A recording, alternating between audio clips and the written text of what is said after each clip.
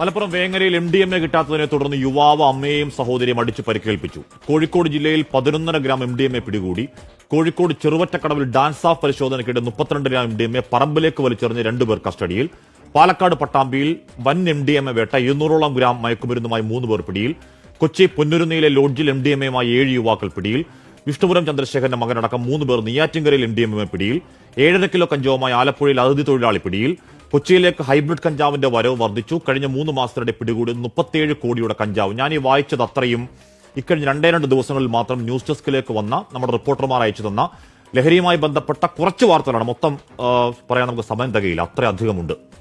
അമ്മമാരെ കഴുത്ത് വെട്ടിക്കൊന്ന മക്കളുടെയും അച്ഛനെ അടുക്കളയിൽ കൊണ്ടിട്ട് വെട്ടിക്കൊന്ന മകന്റെയും വാർത്തയും വന്നത് ഒരുപാട് ദിവസങ്ങൾക്ക് മുൻപൊന്നും വലിയ അടുത്താണ്. വെഞ്ഞാറമൂട് 5 പേരെ വെട്ടിക്കൊന്ന് കൂളായി പോയി സ്റ്റേഷനിൽ കീഴടങ്ങിയ അഫാൻ ലഹരി കണക്ഷൻ ഉണ്ടോ എന്നിനിയും വ്യക്തമാകട്ടെ. ഭയം വേണ്ട, ജാഗ്രത മതി എന്ന സ്ഥിരം ക്ലീഷേ പറഞ്ഞാൽ പോരാ, ജാഗ്രതയ്ക്കൊപ്പം നല്ല പേടിയും ഭയവും വേണം.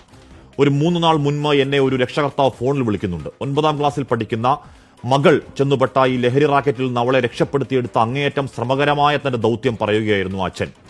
6ാം ക്ലാസ്സിലും 7ാം ക്ലാസ്സിലും 8ാം ക്ലാസ്സിലും പഠിക്കുന്ന കുട്ടികൾക്ക് MDMA ഒന്നുമല്ല, അതിനേക്കാൾ അത്യാധുനികമായ ഏതുതരം ലഹരിയും കൈത്തുമ്പിൽ ലഭ്യമാണെങ്കിൽ നമ്മൾ പേടിക്കണം. പ്രിയ പ്രേക്ഷകരെ, ഈ കേരളം നിൽക്കുന്നത് ഒരു അഗ്നിപർവ്വതത്തിന് മുകളിലാണെന്ന് പറഞ്ഞാൽ ശരിയാവില്ല.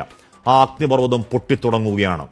ഈ നാടിന് എന്തു പറ്റിയെന്നും ലഹരിക്കെതിരെ നമ്മൾ നടത്തുന്ന പോരാട്ടങ്ങൾക്കൊടുവിലും തരിമ്പിന് പോലും ലഹരിയൊഴുക്ക് നിയന്ത്രിക്കാൻ നമുക്ക് കഴിയാത്തത് എന്ത് എന്നും മറുപടി പറയേണ്ടത് ആത്യന്തികമായി സർക്കാരാണ്. ബോധവൽക്കരണം അടക്കമുള്ള നടപടികൾ പുതിയ കാല ഭീഷണിയെ ചെറുക്കാൻ പര്യാപ്തമാണോ എന്ന് ചോദിച്ചാൽ അല്ല എന്നാണ് മറുപടി.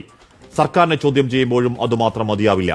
ഈ നാടൊന്നാകെ ഈ മഹാവിപത്തിനെതിരെ അതിന് കഴിയുന്ന ശക്തി പരമാവധി സംഭരിച്ചാഞ്ഞൊടിക്കുന്നില്ലെങ്കിൽ അതിന്റെ പ്രത്യാഘാതം മാരകമാണ്.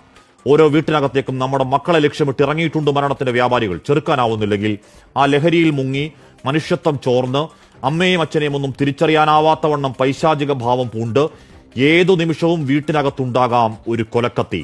നാടിനെ കാക്കാൻ നമുക്ക് തടയണം. ഒരു ക്രിയാത്മക ചർച്ചയ്ക്ക് തുടക്കമിടാൻ ശ്രമിക്കുകയാണ്. ഒപ്പം ഉണ്ടാകണം പ്രിയപ്പെട്ട പ്രേക്ഷകർ.